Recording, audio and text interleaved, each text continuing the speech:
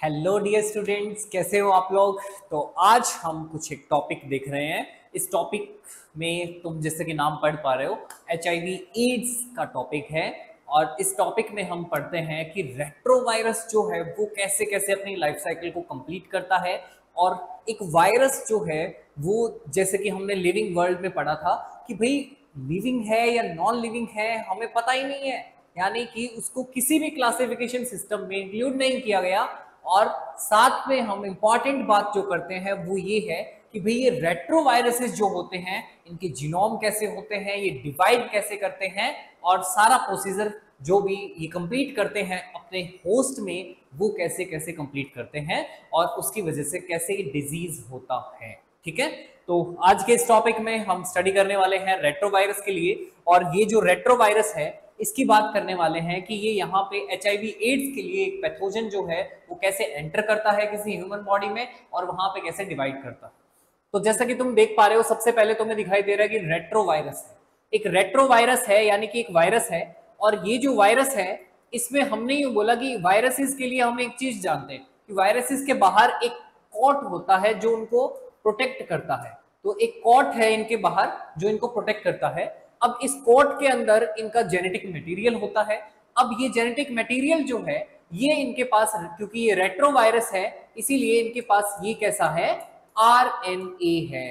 ठीक है, तो इनका जेनेटिक मटेरियल कैसा है, RNA है। तो ये वायरसेस RNA वायरसेस कहलाएंगे। और ये जो RNA वायरसेस कहलाएंगे तो यानी ये इसका जीनोम हो गया या फिर इसका जेनेटिक मटेरियल हो गया। और ये जो जेनेटिक मटेरियल है ये अब एंटर करने वाला है एक होस्ट में। ठीक है, एक होस्ट में एंटर करने वाला है। वायरस जो है सबसे पहले एक नॉर्मल सेल को इन्फेक्ट करता है।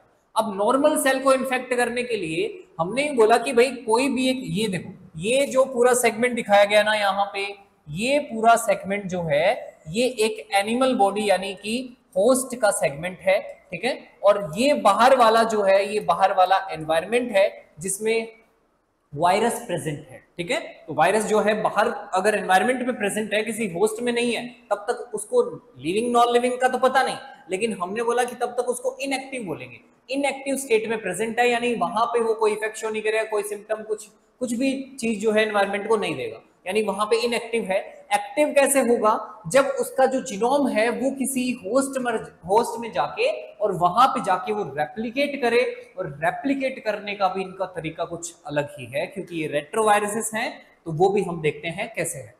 हमने बोला कि सबसे पहले इनको क्या करना पड़ेगा कि एक अपनी होस्ट की जो प्लाज्मा मेम्ब्रेन है उसको इन्हें पार करना पड़ेगा। तो अभी हम एनिमल सेल यानी मान लो एग्जांपल ले लेते हैं ह्यूमंस का। ठीक है, तो हम ह्यूमन की बात कर रहे हैं। ह्यूमन में जो प्लाज्मा मेम्ब्रेन प्रेजेंट है, तो हमारे अंदर जो सेल्स की प्लाज्मा मेम्ब्रेन प्रेजेंट है उस प्लाज्मा मेम्ब्रेन को ये पार करेंगे। प्लाज्मा मेम्ब्रेन को पार करते ही देखो सबसे पहली और इंपॉर्टेंट बात कि भैया ये जो रेट्रोवायरस होगा ये एंटर करेगा किसमें, होस्ट में।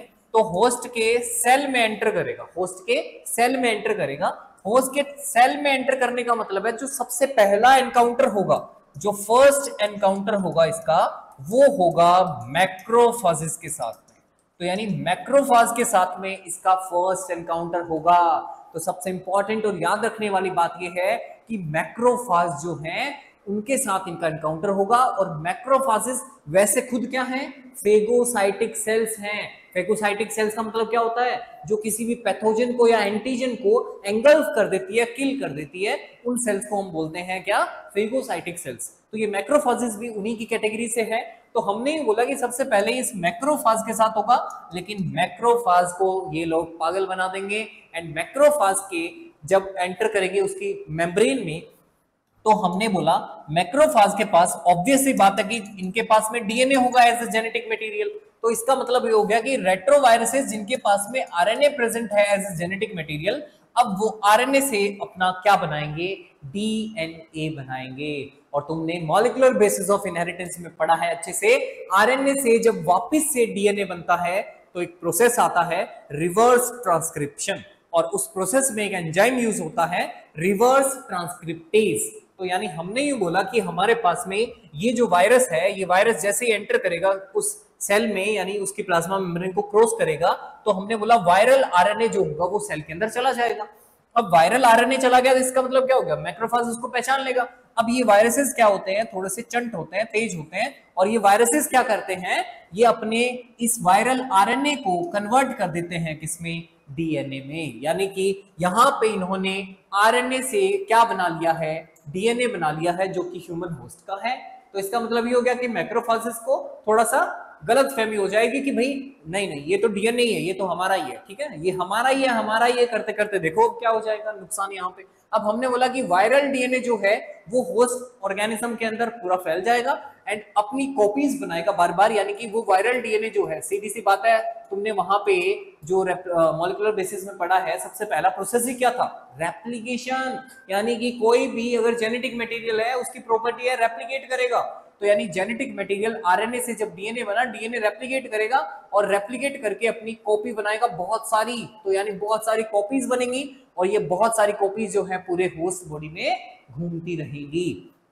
अब यहाँ पे ये जो कॉपीज बनी है तो नए जो वायरल आरएनए हैं वो ये प्रोड्यूस करवाएंगे, क्योंकि वापस से हमें पता है रेप्लिकेशन के बाद में जब डीएनए होता है तो डीएनए से रेप्लिकेशन के बाद में जब ट्रांसक्रिप्शन होता है तो ट्रांसक्रिप्शन के दौरान डीएनए से क्या बनाया जाता है, आरएनए बनाया जाता है।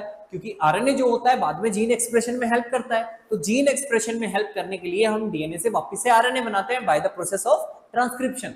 अब हमने बोला यहाँ पे जो वायरल डीएनए बना था उसका भी रेप्लिकेशन हुआ, उसका भी ट्रांसक्रिप्शन हुआ और उससे वापस से आरएनए बने।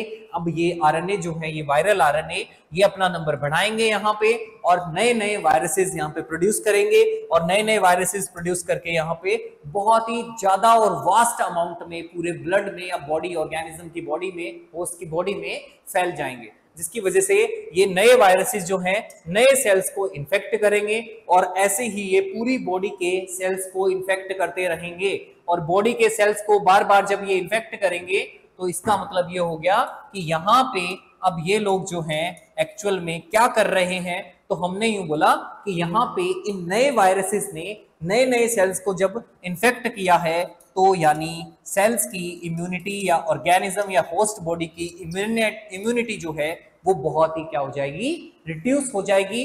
अब यानी कि ये जो होस्ट ऑर्गेनिज्म होगा इस कारण यहाँ पे न्यू डिजीजेस को क्या करेगा, एनकाउंटर करेगा। तो यानी नए नए डिजीजेस जो हैं इसमें आते रहेंगे और नए डिजीजेस को ये एनकाउंटर करता रहेगा, जिसकी वजह से ये बहुत ज्यादा बीमार रहेगा, वीकनेस रहेगी, कई सारे सिम्टम्स जैसे फीवर रहेगा, पेन रहेगा बॉडी में और बिल्कुल भी इम्यूनिटी नहीं होगी और नए नए पैथोजेंस और नए नए एंटीजन जो हैं बॉडी में एंटर करेंगे और नए नए डिजीजेस को वहां पे लाएंगे और इसको हम बोलते हैं एक साथ मिला के HIV AIDS, human immuno virus. और यहाँ पे हम बोलते हैं एड्स के लिए एक्वायर्ड इम्यूनो डेफिशिएंसी सिंड्रोम।